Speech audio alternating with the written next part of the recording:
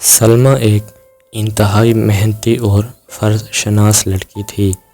اس نے ایک نہایت غریب خاندان میں آنکھ کھولی تھی، مگر یہ والدین کے رزق حلال اور ان کی اچھی تربیت کا نتیجہ تھا کہ اس نے شروع سے ہی پاکیزہ سوچ کو پروان چڑھایا اور محنت اور جہد مسلسل پر یقین رکھا۔ سلمیٰ کے والد ایک مقامی فرم میں معمولی ملازم تھے اور والدہ مکمل طور پر ایک گھریلو خاتون تھی جن کی سوچ اپنے گھر سے شروع ہوتی تھی اور وہیں پر ختم۔ باہر کی دنیا کے بارے میں وہ مکمل طور پر آشنا تھے۔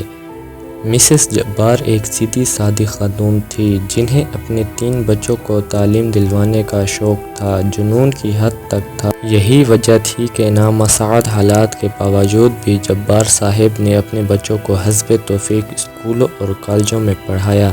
سلمیٰ ان کی سب سے بڑی بیٹی تھی اور اس کے بعد عامر اور شاہد تینوں بہن بھائیوں میں 2 سال کا فرق تھا۔ سلمیٰ نے میٹرک کے بعد FA اور BA بھی امتیازی نمبروں سے پاس کیا۔ آگے وہ MA ایجوکیشن کی تیاری کر رہی تھی کہ شاہد سے شادی ہو گئی۔ شاہد بنیادی طور پر ایک شریف اور مہذب انسان تھا۔ اس نے سلمیٰ کے ساتھ بہت اچھا سلوک کیا اور وقتی طور پر اسے بھی یہی محسوس ہوا کہ اس کی تکلیفوں کے دن کٹ گئے ہیں، مگر جلدی ہی اسے اپنی خوش فہمی کا احساس ہو گیا جب اس کے سسرال والوں نے اپنے رنگ دکھانے شروع کر دیے۔ اس کی ساس اور ایک نندیں صحیح معنوں میں اس کا ناطقہ بند کر دیا۔ سلمیٰ نہ صرف پڑھائی میں اچھی تھی بلکہ اس کی امی نے اسے گھر گرہستی کے راموز بھی بخوبی سکھائے تھے۔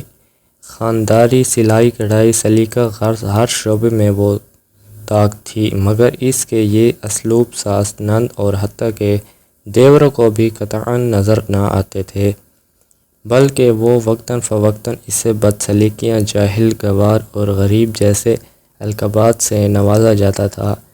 اسے اس بات پر حیرت ہوتی کہ اس نے اپنے والدین اور اساتذہ کو یہی کہتے ہوئے سنا تھا کہ تعلیم ہی اصل دولت ہے، روپیہ پیسہ تو آنے جانے چیز ہے، تو پھر اسے غربت کا طعنہ کیوں دیا جاتا ہے۔